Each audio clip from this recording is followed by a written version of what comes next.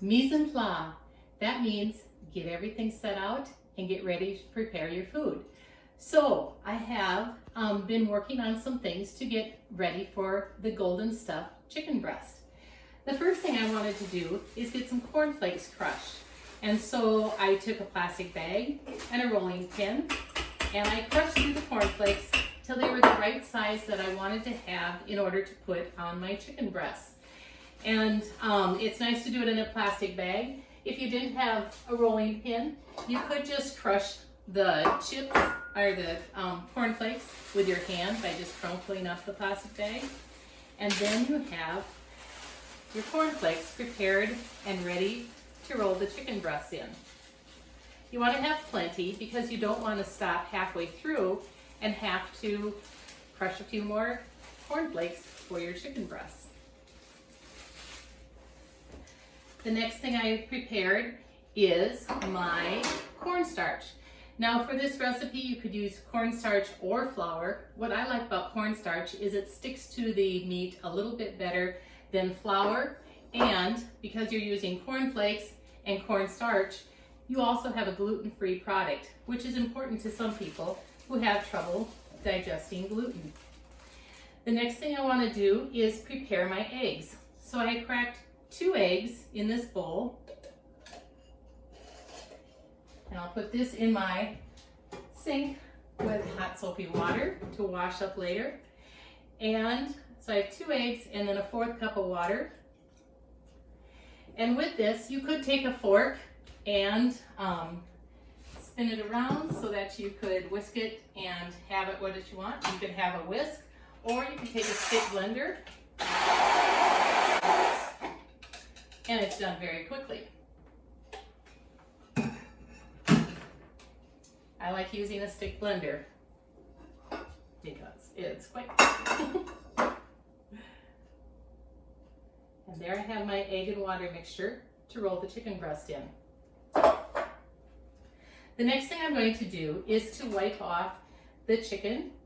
Now there's always a question, what should you do? Should you rinse the chicken or shouldn't you? The recommendation now is not rinsing the chicken. Now the reason that it says do not rinse the chicken is not because maybe you'd want to rinse it. It's because the chance of contamination around your sink is greater than what might happen when you are just using the chicken and cooking it, which you will cook off some of that bacteria. But if you rinse it off and it spatters around your sink, then you're going to have some issues. Now, if you don't have a stable cutting board for this, what you might want to do is take a wet towel and you can put it underneath your cutting board, and that will help stabilize your cutting board. This particular cutting board has a rubberized edge, so it should sit pretty still for me as I'm working with my chicken. Now I open the package. I want to wash my hands before I handle the chicken, so I'm just going to wash them quick.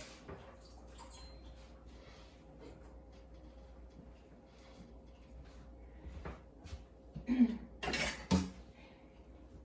then what I'm going to do is I like to handle the chicken with rubber gloves because I don't want to get my hands so full of chicken. So I'll put on my rubber gloves.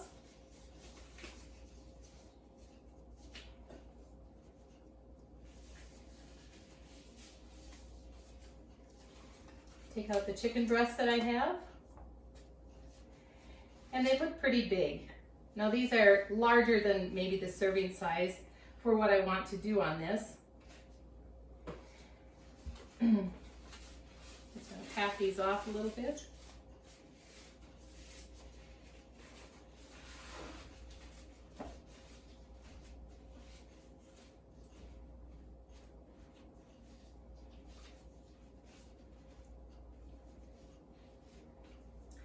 And so I'm going to cut them down a little bit for this particular recipe that I'm going to do.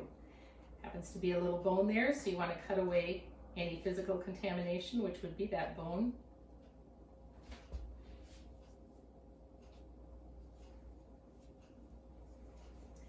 And then I'm going to try to decide, how do I want to cut these down? Now I have a very thick part here and a thin part here, and so for the recipe I'm actually going to take this and cut it kind of like this, and you'll see why. And then I have that thicker one to pound down.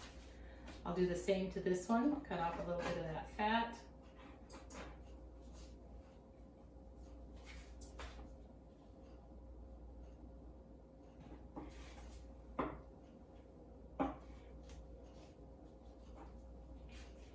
And this one, I kind of like the shape of it. It might be a little bit longer, but for what we're going to do, it's going to work as I would like it to work. The next thing I'm going to do is put one in the plastic bag at a time. And I'm going to pound it flat. I don't want to pulverize it with the spiky end. That would be for a chuck steak that you want to tenderize and make into chicken fried steak or Salisbury steak or something. I just want it to be a little bit flattened.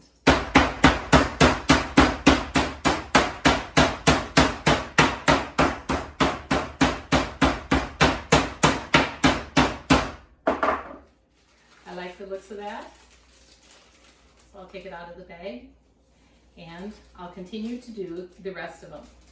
Now, if you don't have a meat tenderizer, then you could use the back of a wooden spoon. It might take a little bit longer, might take a little bit more muscle to do it. What I like about the meat tenderizer is it has weight to it, so I don't have to work so hard at flattening.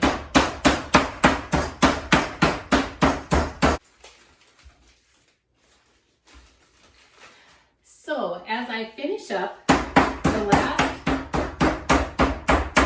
chicken breast, I'm going to take it out of the bag and I will begin to fill it to make it just a little bit more special. I'm going to take just a little bit of bacon.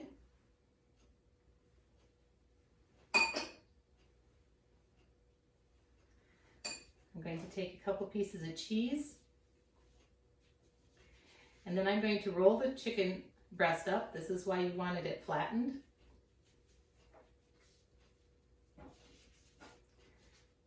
I'm going to stick a toothpick in areas, kind of weave it through to hold that chicken breast together. I want to tuck in this end so my cheese doesn't all melt out of the chicken breast, because that makes it delicious.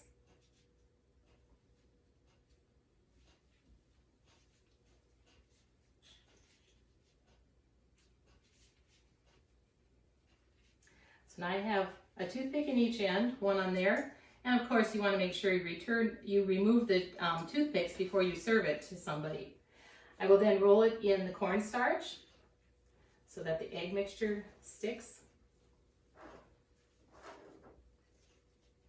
I'll then roll it in my egg and water. I will then roll it into my cornflakes. Give it a good coating. And I will put it on a greased piece of foil. You don't have to use the foil. I just don't like to wash dishes, so I like to use the foil so I don't have as much work to do. And you continue with the rest of the chicken breast. Now, you only do one in class, and so I'm just going to finish up what I have here, and then we will bake this at 375 for 15 minutes. I'll take it out, pour a little butter on top of the cornflakes, and put it back in the oven for another 15 minutes. I will then check it to see if it is done by sticking a thermometer in the chicken breast in the thickest part and make sure I'm not touching the cheese. I'll check it and it should register at least 165. Then I know that my chicken is done and ready to eat. So I'll continue getting the rest of this made and then we'll stick it in the oven.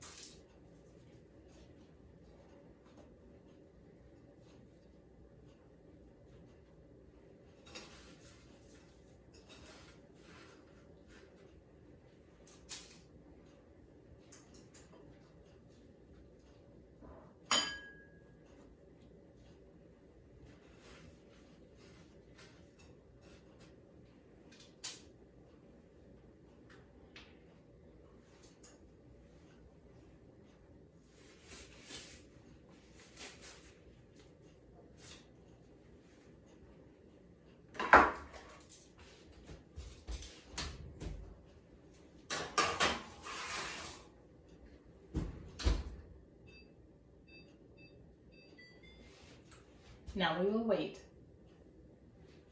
while I clean up.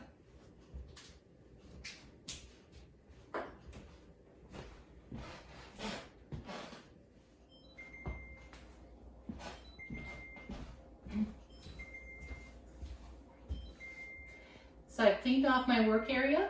The timer's going off. Let's check to see how the chicken is cutting.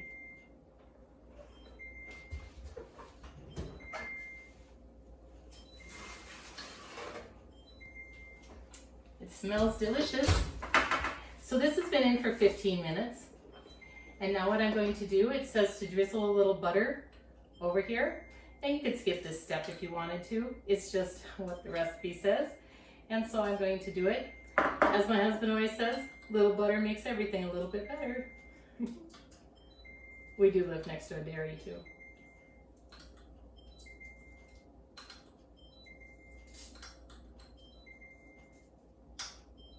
Okay, these little pieces were extra pieces that I had that kind of fell off the nice chicken breasts. And so rather than wasting them, I also wrapped them in the cornflakes. I'm also going to put a little bit of salt on. And also a little bit of red and black pepper. You might not like something that spicy, but it is something that we like. The recipe just calls for a little bit of pepper.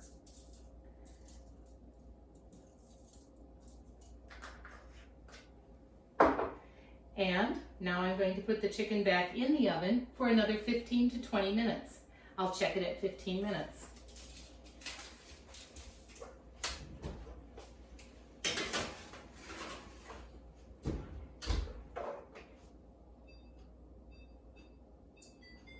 And there you have it.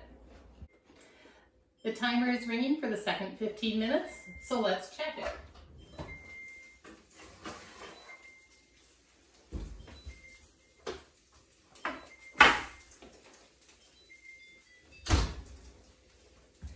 As we look at it, I see some of my cheese is melting out of some of the smaller chicken breasts that I chose. But I'm going to check the thicker one. And I will check it with my instant read thermometer. I want to make sure it registers at least 165. And it is 160, it is 170. So I know that my chicken breast is done and it is ready to serve. So I will take them off, put them onto my serving plate.